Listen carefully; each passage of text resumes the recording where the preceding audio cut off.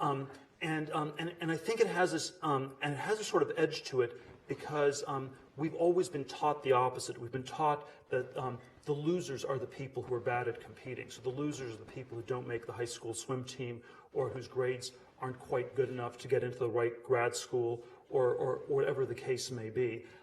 And I would suggest that something very different is the case where very often when you compete too intensely, you've lost sight of the important things, and you end up working on the wrong kinds of things. So that it is true that competition makes you better at that which you're competing on, but it always comes at this terribly high price of focusing too much on the people who are immediately around you, and not asking some questions about what's more valuable, meaningful, or important to try and do.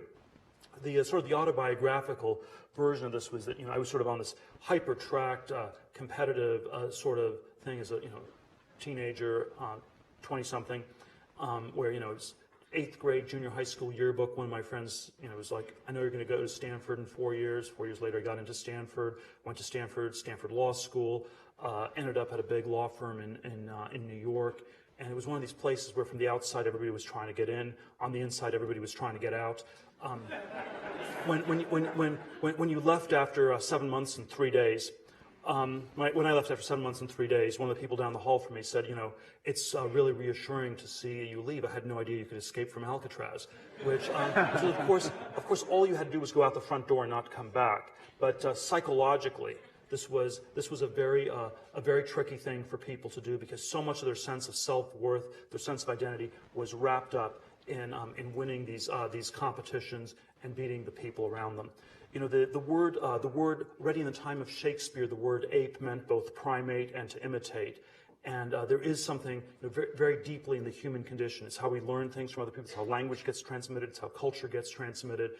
But it also can lead us very astray when we sort of blindly copy the people around us, where that's what leads to herd-like behavior, the madness of crowds, lemming-like, sheep-like behavior that leads to all the sort of crazy bubbles people participate in. And I think there is sort of this somewhat strange phenomenon in Silicon Valley where so many of the successful companies seem to have been started by people who are suffering from a mild form of Asperger's.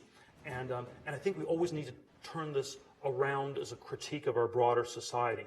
What is it about a society where anyone who does not have Asperger's is at a disadvantage because they are talked out of their original interesting ideas before they're even fully formed, and they sort of sense, oh, that's a little bit too weird, people are looking at me funny, I better do something a little bit more conventional, I think I will just open that restaurant after all.